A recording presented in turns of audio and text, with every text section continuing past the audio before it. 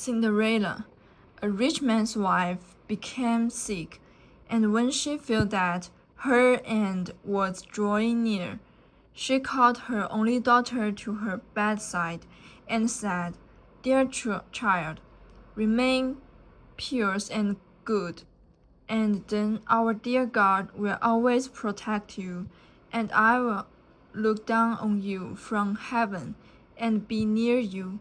With this, she closed her eyes and died.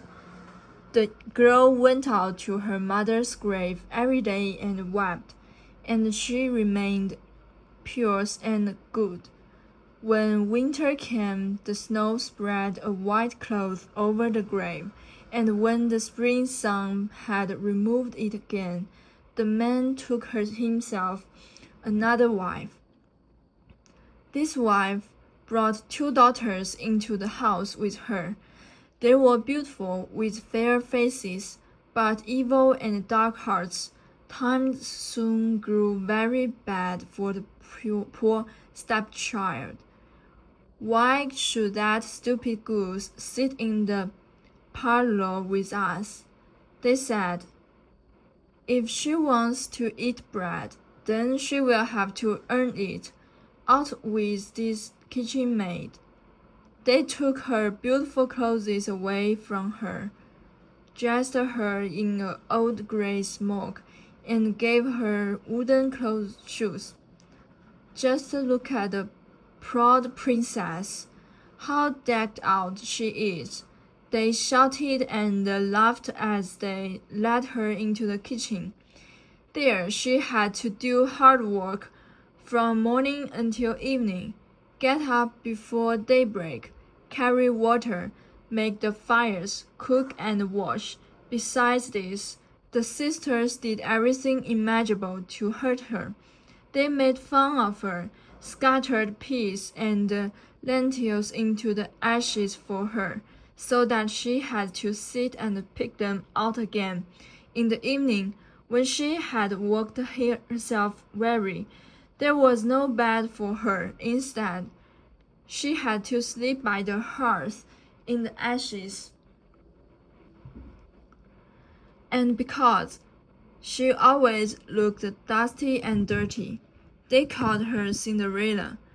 One day it happened that the father was going on to the fair, and he asked his two stepdaughters what he could bring back for them.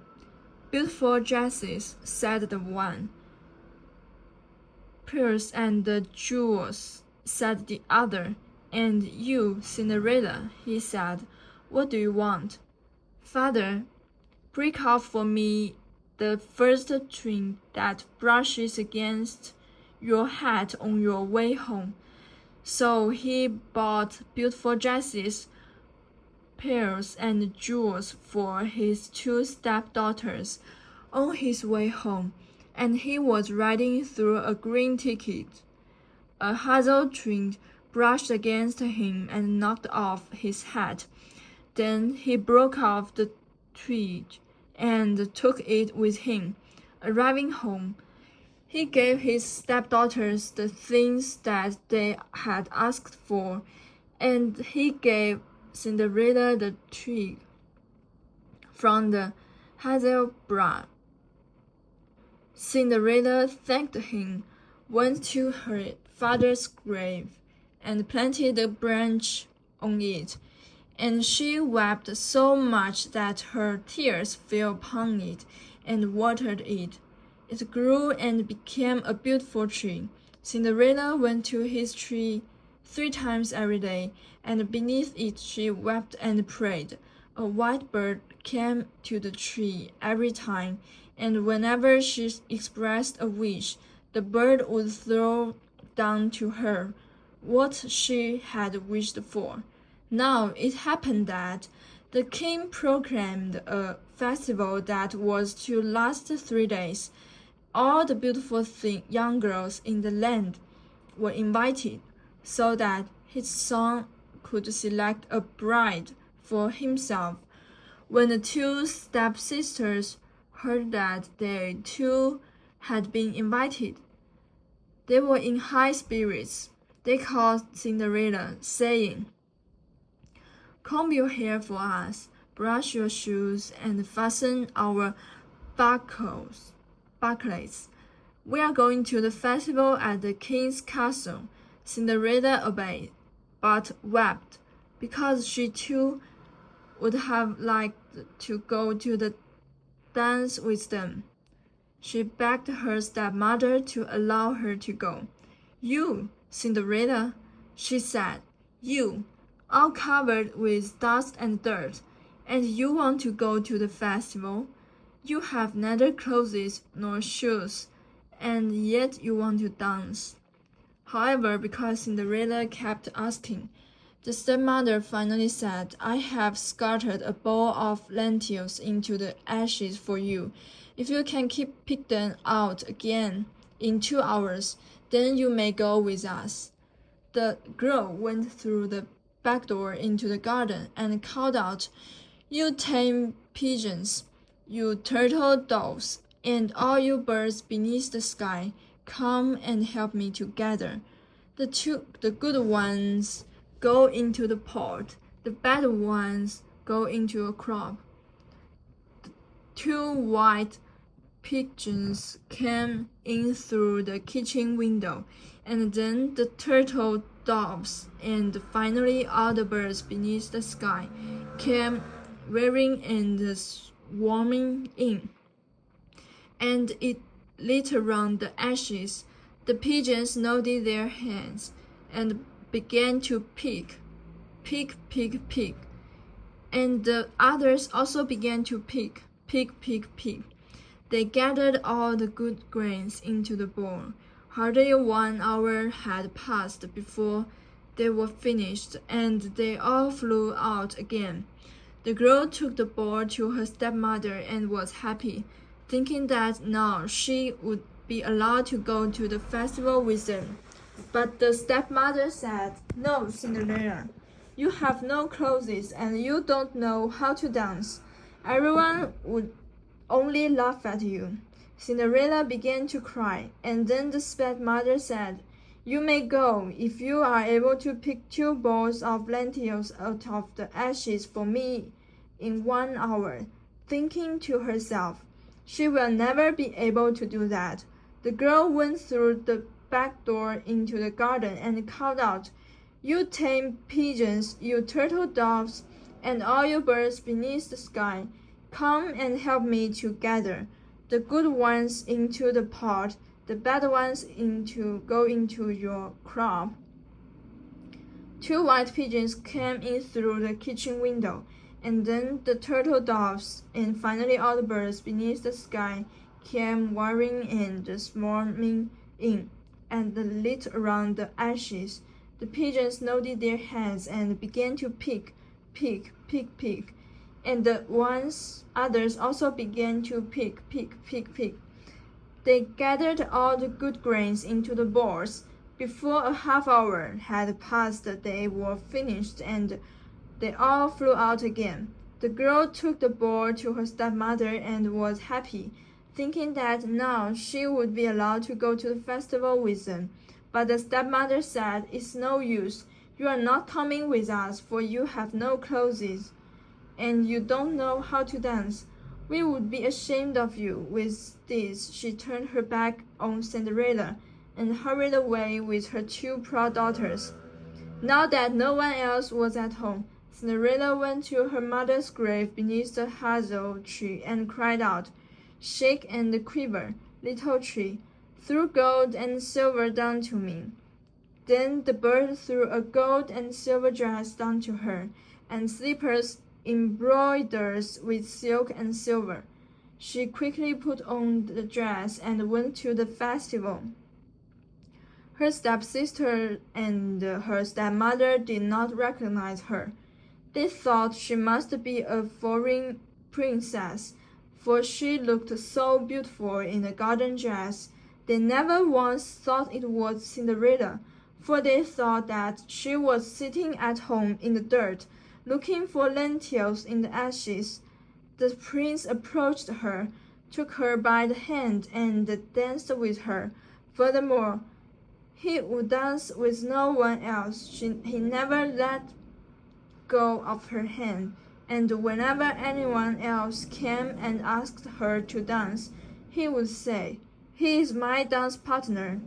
She danced until evening, and then she wanted to go home. But the prince said, "I will go alone and escort you," for he wanted to see to whom the beautiful girl belonged. However, she eluded him and jumped into the pigeon coop.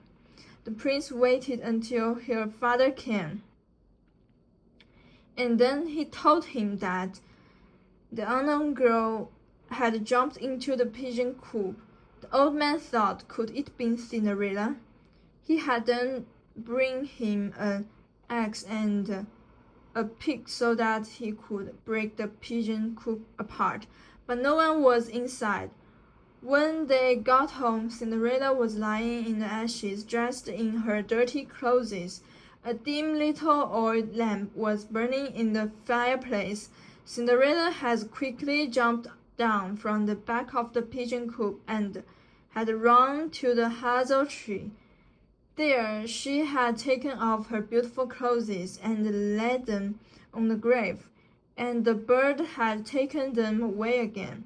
Then, dressed in her grey smock, she had returned to the ashes in the kitchen. The next day, when the festival began anew, and her parents and her stepsisters had gone again, Cinderella went to the hazel tree and said, "Shake and quiver, little tree. Throw gold and silver down to me." Then the bird threw down an even more magnificent dress than the one preceding day. When Cinderella appeared at the festival in the dress, everyone was astonished at her beauty. The prince had waited until she came, then immediately took her by the hand and danced only with her. When others came and asked her to dance with them, he said, "She is my dance partner." When evening came, she wanted to leave, and the prince followed her, wanting to see into which house she went. But she ran away from him and into the garden behind the house. A beautiful tall tree stood there, on which hung the most magnificent pears. She climbed as nimbly as a squirrel into the branches, and the prince did not know where she had gone. She waited until her father came and said to him, "The unknown girl has eluded me, and I believe she has climbed up the pear tree." The father thought, could it be Cinderella? He had an axe brought to him and cut down the tree, but no one was in it. When they came to the kitchen, Cinderella was lying there in the ashes as usual, for she had jumped down from the other side of the tree, had taken the beautiful dress back to the bird in the hazel tree, and had put on her grey smock. On the third day, when her parents and sisters had gone away, Cinderella went again to her mother's grave and said to the tree, "Shake and quiver, little tree. Throw gold and silver down to me." This time the bird threw down to her a dress that was more splendid and magnificent than any she had yet had, and the slippers were of pure gold. When she arrived at the festival in this dress, everyone was so astonished that they did not know what to say. The prince danced only with her, and whenever anyone else asked her to dance, he would say, "She is my dance partner." When evening came, Cinderella wanted to leave, and the prince tried to exhort her. But she ran away from him so quickly that he could not follow her. The prince, however, had set a trap. He had had the entire stairway smeared with peach. When she ran down the stairs, her left slippers stuck in the peach. The prince picked it up. It was small and dainty, and of pure gold. The next morning, He went with it to the man, and said to him, "No one shall be my wife except for the one whose foot fits this golden shoe." The two sisters were happy to hear this, for they had pretty feet, with her mother standing by. The old one took the shoe into her bedroom to try it on. She could not get her big toe into it, for the shoe was too small for her. Then her mother gave her a knife and said, "Cut off your toe. When you are queen, you will no longer have to go on foot." The girl cut off her toe, forced her foot into the shoe, swallowed the pain, and went out to the prince. He took her on his horse as his bride and rode away with her. However, they had to ride past the grave, and there, on the hazel tree, sat two pigeons, cried out, "Rock-de-goo, rock-de-goo. There's blood in the shoe. The shoe is too tight. The bread is not right." Then he looked at her foot and saw how the blood was running from it. He turned his house around and took the false bride from home again, saying that she was not the right one and that the other sister should try on the shoe. She went into the bedroom and got her toes into the shoe all right, but her heels was too large. Then her mother gave her a knife and said, "Cut a piece off your heel. When you are queen, you will no longer have to go on foot." The girl cut a piece off her heel, forced her foot into the shoe, swallowed the pain, and went out to the prince. He took her on his horse as his bride and rode away with her. When they passed the hazel tree, the two pigeons were sitting in it, and they cried out, "Rook-de-goo, rook-de-goo. There's blood in the shoe. The shoe is too tight. The bride is not right." He looked down at her foot and saw how the blood was running out of her shoe, and how it had stained her white stocking all right. Then he turned his horse around and took the false bride home again. "This is not the right one, either," he said. "Don't you have another daughter?" "No," said the man. "There's only deformed little Cinderella from my first wife, but she cannot possibly be the bride." The prince told him to send her to him, but the mother answered, "Oh no, she is much too dirty. She cannot be seen." But the prince insisted on it, and they had to call Cinderella. She first washed her hands and face clean, and then went and bowed down before the prince, who gave her a golden shoe. She sat down on a stool, pulled her foot out of the heavy wooden shoe, and put it in the slipper, and it fitted her perfectly. When she stood up, the prince looked into her face, and he recognized the beautiful girl who had danced with him. He cried out, "She is my true bride." The stepmother and the two sisters were horrified and turned pale with anger. The prince, however, took Cinderella on his horse and rode away with her. As they passed by the hazel tree, the two white pigeons cried out, "Rock-de-goo, rock-de-goo, no blood in the shoe. The shoe's not tight, the bride is right." As they had cried this out, they both flew down and lit on Cinderella's shoulders, one on the right, the other on the left, and remained sitting there. When the wedding with the prince was to be held, the two false sisters came, wanting to gain favor with Cinderella and to share her good fortune. When the bridal couple walked into the church, the old sister walked on their right side, and the younger on their left side, and the pigeons pecked out one eye from each of them. Afterwards, as they came out of the church, The older one was on the left side, and the younger one on the right side. And then the pigeons pecked out the other's eye from each of them, and thus, for their weakness and falsehood, they were punished with blindness as long as they lived. Cinderella. Once upon a time, there lived an unhappy young girl. Unhappy she was, for her mother was died, her father had married another woman, a widow with 2 daughters, and her stepmother didn't like her one little bit. All the nice things, kind thoughts, and loving touchings were for her own daughters, and not just the kind thoughts and love, but also the dresses, shoes, showers, delicious food, comfort beds, and as well as every home comfort.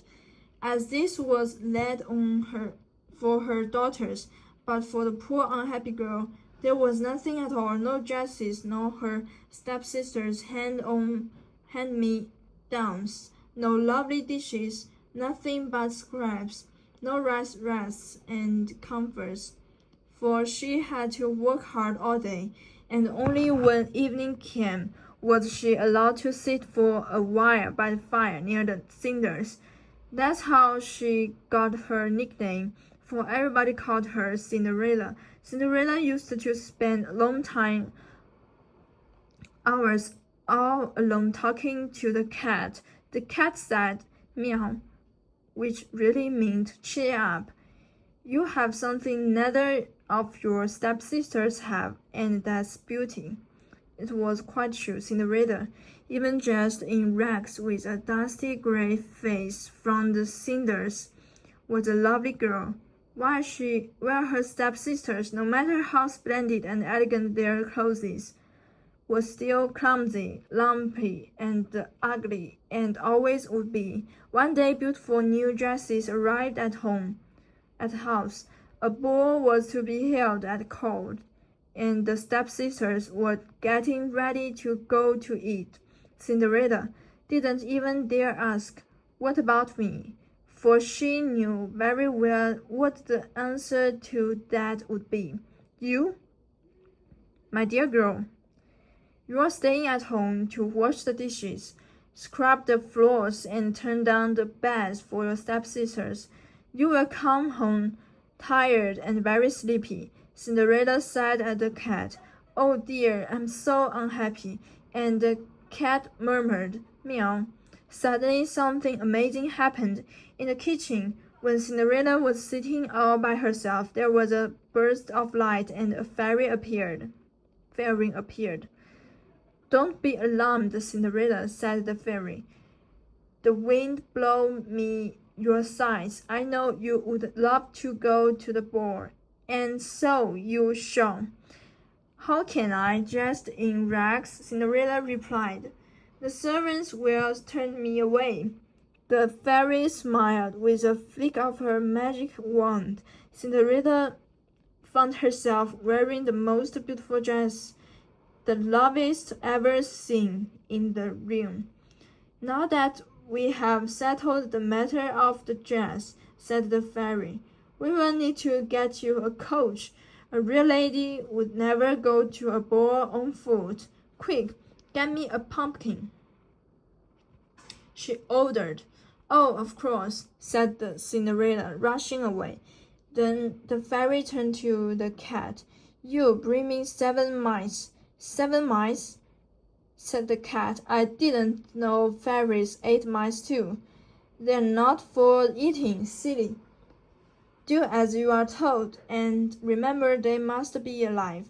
Cinderella soon returned with a fine pumpkin, and the cat with 7 mice he had caught in the cellar. "Good!" exclaimed the fairy.